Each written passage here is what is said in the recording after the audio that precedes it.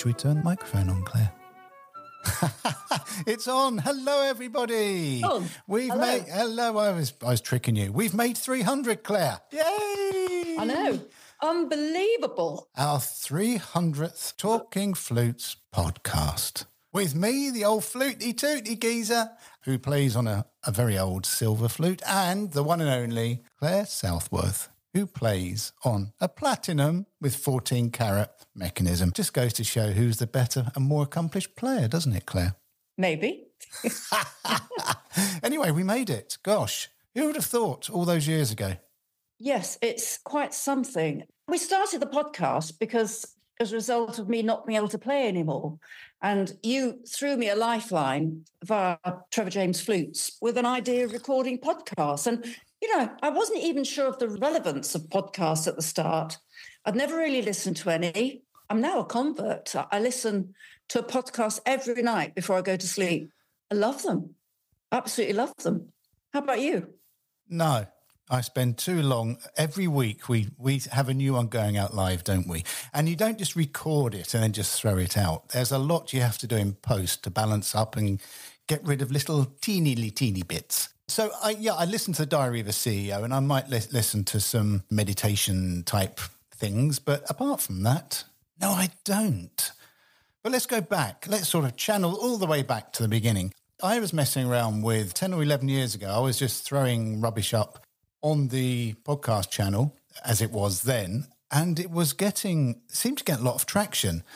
And I did one this was probably about 13 years ago for April Fools, and it was just a 3-minute audio, and it sort of crashed everything. And it was about the popularity of piccolo players or the non-popularity of piccolo players. And the best thing that could ever happen is that the piccolo player would get a lift home after the concert in a motorbike with, the sidecar at the side. Yeah. And that sidecar would have a self-releasing mechanism, just to allow the piccolo player just to feel a bit more comfortable and not at the total behest of the motorcyclist, who happens probably to be a brass player anyway. Anyway, the motorbike's disappearing off into the countryside, and they come to a big mountain. It goes up a mountain, round a corner, and the motorcyclist decides to do what everybody wants to do with a piccolo player. He releases the sidecar, and off into the ether goes the piccolo player. It was how to get rid of piccolo players in one easy movement. And that sort of did really, really well in April Fool in 2010. And then I didn't really do much, really, until we met up and you've been diagnosed with... Actually, I'm not going to say what you've been diagnosed with. I'll let you say that, Claire, because at the time you were Professor of Flute at the Royal Academy of Music and really, really busy as an accomplished performer and an author and a writer. And then one day something happened. Yeah, I was diagnosed with Meniere's disease, which we've talked about before, which is an inner ear problem, which meant that I thought I had an ear infection. I couldn't hear properly. I couldn't hear the pitch. The sound of the flute hurt my ear. And unfortunately, it kept going. It didn't stop. So found out I'd developed an atypical version of Meniere's. I remember telling you, because I was, you very kindly sponsored me for quite a number of years. So I remember saying, I'm terribly sorry, JP, but I've got to stop now. And you said, well, let me go away and think about this because maybe we don't want to lose you just yet. And you came up with the idea of doing podcasts. And then we thought of a name, Talking Flutes, and here we are, 300 later. Amazing. I remember coming down to you. Has it always been you in Hove or were you in Chipperfield when we started? Yes. Always in Hove? Always here at Hove, yeah. I remember coming down and we spoke about it. And our goal was to get to 10, wasn't it? Something like that. We had no idea, what was going to happen. As I said, I didn't even know the relevance of pods. I remember the first few was daunting, new experience. And I now know that it was actually quite formal, a little bit stilted. And now it feels a bit more natural and relaxed now because you sort of learn how to chat as it goes on. So it's been a learning curve, I think, for both of us as we've gone through it. Well, especially for me, because I've learned how to listen rather than just talk. Yeah, then we get to 50 and then you're thinking, well, how do we get so much content? Because 50 pods on Talking Flutes is a lot. But over the years, we've been blessed with some of the greatest flute-playing minds of all time, really, that have been guests on this channel. I know. Well, I must say I'm quite amazed at the diversity of our interviewees and surprised how keen everyone's been to take part. From the Galways to my golf professional to my son Joe, the psychiatrist. We've had such a good mixture of chats but also technical help as well. I think it's been a really good, healthy mix. I mean, when you're talking to someone like we're doing now, you've got someone to bounce off ideas, which makes it very much easier. But I've also done ones where I've just on my own, as you have as well. And that's also has its place in this sort of forum, if you like. Yeah, it's quite hard, isn't it, when you're doing your own? And that's why I've sort of deviated off a little, because I think when you get to 300, if we'd always been talking about flutes and flute tips and flutes hints and continue to interview people, then what I didn't want it to do was to get a bit samey. So I've gone off into sort of the more bite size, which is just the small sort of, we're talking about creative visualization and relaxation and that stuff. And I've left the sort of more formal stuff to you. And say over the years, you've had Gareth Davies, we've had Jasmine Choi, we've had Edmund Davies, we've had so many really, really lovely people on. Wissam Boustany stands out for his podcast because you recorded those very close to when we started podcasting. And then after we got to 50, I realised that people weren't looking back to earlier pods when they were asking for someone like Wissam. When we get to 100, obviously, these are even further back. And we redid Wissam and got more downloads because we only measure downloads, not streams. And it was quite strange when you sort of rejig something that it comes back to people's attention, because people that are joining this podcast now aren't necessarily going to go back to pod 1, are they? Because that's a long way back. Yeah, which is a shame because it's all relevant. It didn't matter that we redid Wissam's podcast years later because everything he says is so relevant to the flute player of today. Our listeners are a mixture, aren't they, of enthusiastic amateurs to the top professionals. And I feel that we've managed to find subject matter and guests that are of interest to this big range of people that we're recording for. So as you said, we've had Wissam and Gareth Davies and the Galways, Sue Milan, but the one that sort of sticks out for me is Atara's. I was going to mention Atara purely because you did Atara, you did a couple with Atara early on in the cycle, and then Atara reached out to you not so long ago, it was probably quite a long time, probably a year ago, saying that she only had a week to go because she was seriously ill, but she wanted to do a podcast with you and she wanted to get things off her chest. And that podcast jumps out at me as being a raw but really sort of liberating discussion with her. Yes, I think we should really replay that one again because it was such an important one. Yes, she was very ill in the summer of the year before last. And we talked about doing another one. And I said, I'm away for the next few weeks. I'll be in touch when I get back. And she said, don't leave it too long, which made me think, things are definitely not going well. So we recorded her podcast 3 weeks before she died. And at that time, she was exhausted, feeling terribly ill. And yet the energy she has during that podcast is just simply amazing. But what was important is that she talked about what was important for her and important for flute playing or music making sort of going forward. And that the most important thing is the music, what you do with the music. It's not about how fast you play, how loud you play, how much you move. It's about making music, playing beautiful phrases. And it's just music, music, music. There are a lot of very important points from that particular podcast. And I feel very proud about that because she spoke so honestly and talked about honesty in music. It just made me realize now that I need to go back and listen to it again. Very important podcast. The really defining moment was the fact that she knew she didn't have long left. It was a matter of days. And when you've got not that long left, you don't sort of crave the things that you think you crave in life.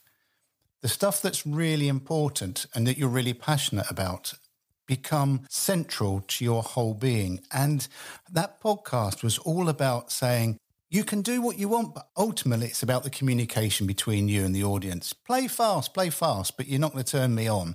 And ultimately the audience need to be affected emotionally. But also how hard it was for her as a woman in that man's world.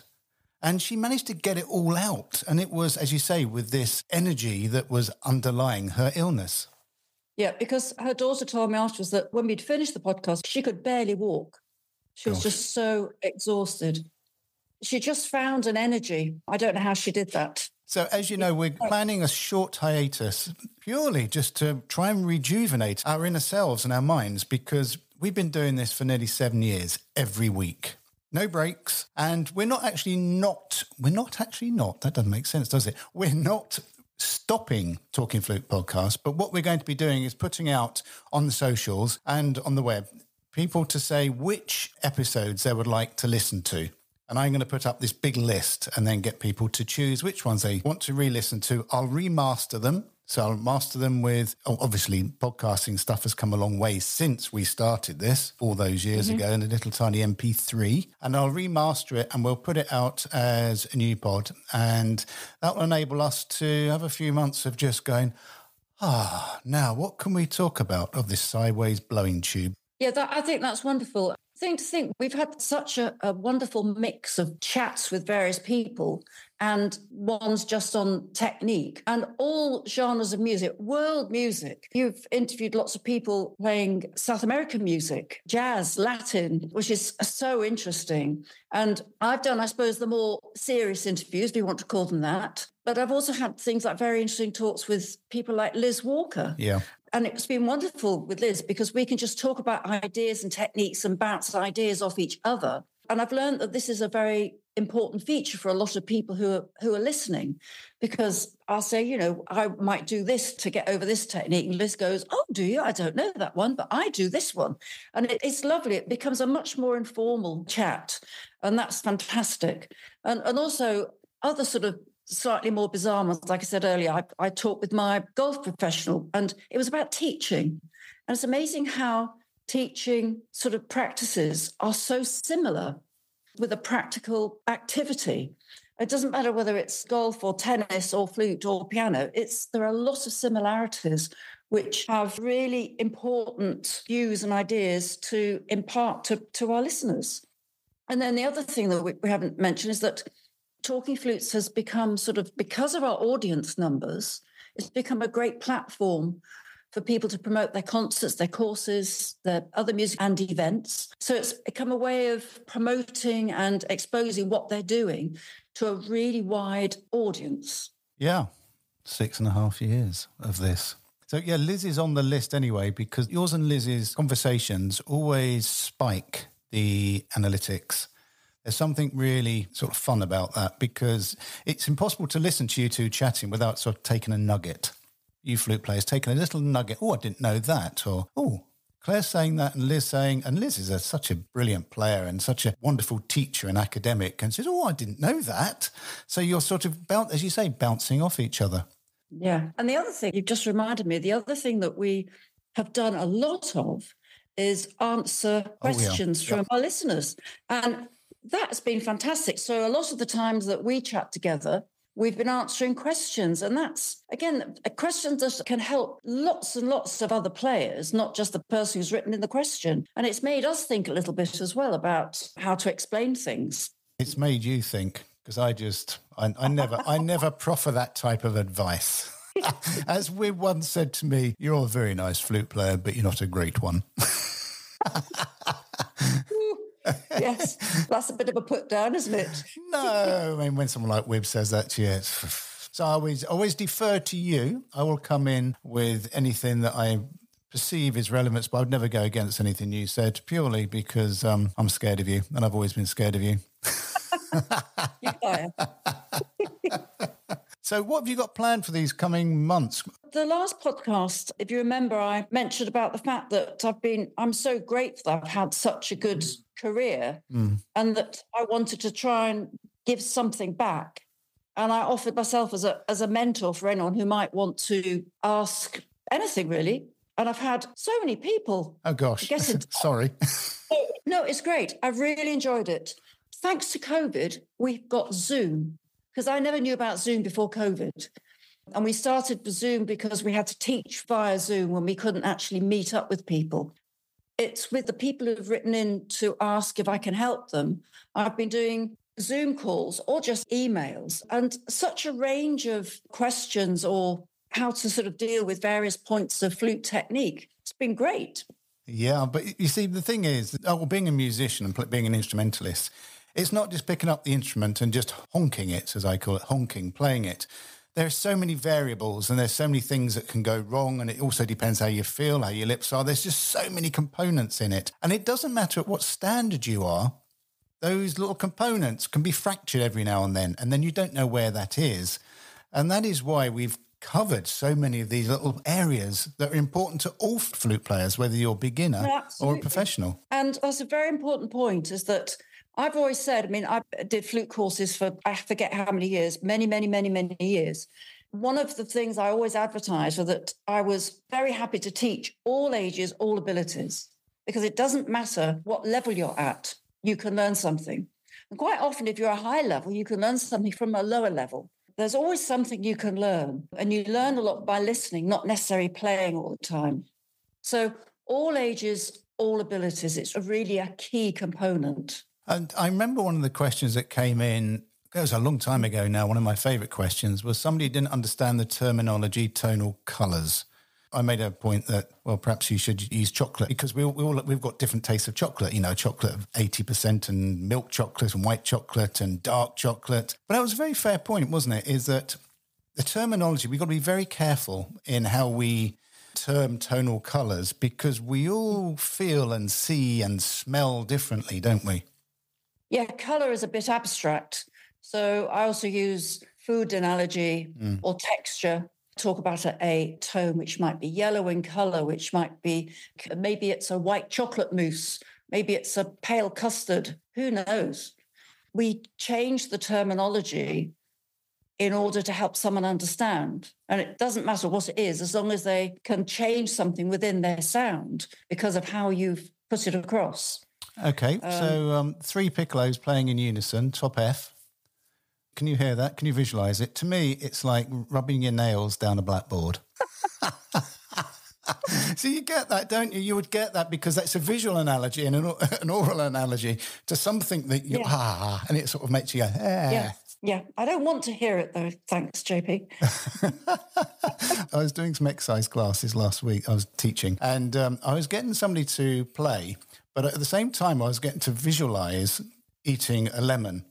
I was really wanted to know whether the visual aspect would take over from all the other sides. So I was getting them to play a little, I think it was Forêt Pavane Forêt Sicilienne. And then I was getting at the same time to actually think about smelling the lemon and then the lemon coming up to their mouth. And they ended up over salivating. It was amazing. Visual imagery is more powerful than people realise. Yeah. And if I had an orchestral career now, I know what I'd be doing. I'd be getting bits of lemon and lime, and I'd be sticking them in my pocket. And then when the person next to me in the next chair was starting to play, and I'd stick it in front of their hose. Well, I'm glad I'm not sitting next to you, JP. So what have you got coming up this summer? Are you doing anything? Or are you just playing golf? I've got a little bit of golf, JP, just a little bit of golf. I'm trying to do a bit more writing. Mm-hmm. I've been trying to sort of put down ideas of about a book for teachers. So it's growing. So we will see how that goes. And that should keep me quite busy, I think. How about you? Oh, nothing. Just carry on doing what I'm doing, really, which is probably basically nothing, as everybody would say. No, we just got a busy year with new products and stuff. So, and carry on doing the editing of these and also the remastering of those we're going to repeat. And getting involved with AI. I'm fascinated and I love working with AI. So I'm just going to keep my brain cells going whilst I'm still able to. So one question I'd like to ask you, and you're one of the best people to answer this, is overcoming adversity, right? You had that moment when you couldn't play anymore. And bearing in mind that is your whole life up till then has been doing what you're doing. It happens a lot with other people, is that something will happen that will mean they can't do something. They can't play their flute. Maybe they break their arm. What is the process? I know you can't go into depth about it because it would be a podcast in itself, but how would you help or navigate somebody through that form of adversity where they can't do something they used to be able to do and passionately? Yeah. Well, you have to sort of say to yourself, well, I'm not able to do something in the way I've always done it. And either you hide yourself away and get thoroughly sort of low and depressed about it, or you try and find a different route, because there is no answer. You can't, you've come to the end of the road for what you've always done. That's what happened to me, end of the road. So for me, I felt I still had an awful lot to give. And that's the same. Everyone's got something to offer. So you find another route. So my route was I wrote more books. We've done our podcasts. It's made me think about, when I've talked about various technical things, it's made me think about how to get that across on a podcast, how to talk about interpretation of pieces in a way that's not too superficial, but gives an idea of how to get started on certain pieces. But you have to find a different path and put all your energies into that. I mean, the same happens in sport. You're always reading of some footballer or rugby player that's had a career-ending injury, and they have to find same thing. They have to find a different route, and that's what you have to do. So in a way, it makes you stronger. Because, I mean, for me, the option wasn't going away and hiding. For me, what am I going to do now? And think of something. That's what's happened. So it's not, I'm not saying it's easy. It sounds easy. It wasn't easy at all. But I'm very proud of what I've done since I couldn't play the flute. There's a lot of really good things that have come as a result of me not playing. So I can only be very grateful. Well, you've always been a very positive person. And as you say, we met up just after you'd been diagnosed with this. And that was very hard for you at the time because of the tinnitus that was invading the whole of your space. And also the fact that it was making you dizzy. But even then, you were wanting to look at doing things. You weren't down, but you weren't down. And over the period of weeks, you suddenly sort of went up like this. Your golf took off a different level. And this positivity came through. And our podcasts, I think, have been as a result of... Because let's face it, if you've still been a professor at the Royal Academy of Music in London, we wouldn't be doing as many as we were doing because you're so busy. So I think it all started from that one episode. I wouldn't have been doing this by myself. And I think as a partnership, we bring very different sides to it. I always refer to you on the real flute playing stuff, and I do the sort of more light-hearted stuff. But from adversity comes strength. So thank you for being my co-conspirator in these audio fests. And we don't know how long it's going to keep going, do we? But we'll just keep ploughing on, and we'll put up a list for people to choose which guests they'd like to hear again. And then we'll make an announcement when we're coming back to do more live. I think we might even come back and start doing live ones, which would be very interesting because we haven't done those before, have we? No. And if you think that's terrifying, just doing a podcast into a microphone, can you imagine actually going out live rather than having post-production? No, absolutely. And yeah, it's been a very educational few years. We've both learnt a lot. And I think the podcasts I've done with you have been fantastic. They've been very, I think, engaging, very interesting, very enjoyable. And I hope we're going to do plenty more. And it helps with a few questions coming in. But yeah, let's keep going.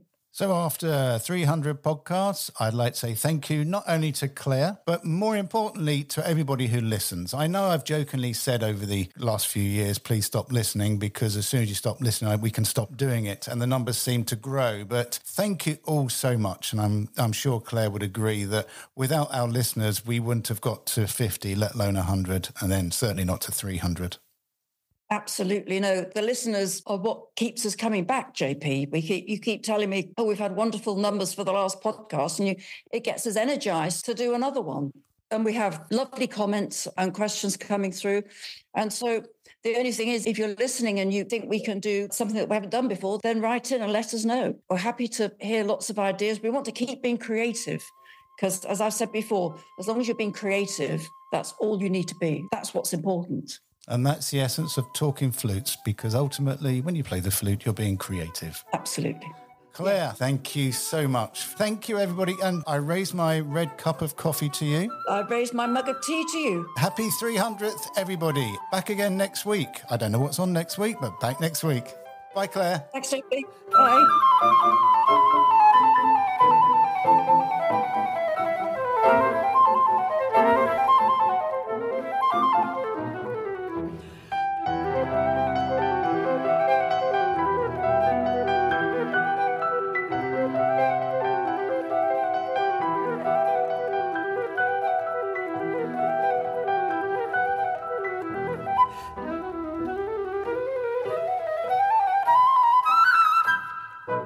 Talking Flutes and Talking Flutes Extra are podcast productions by the Trevor James Flute Company.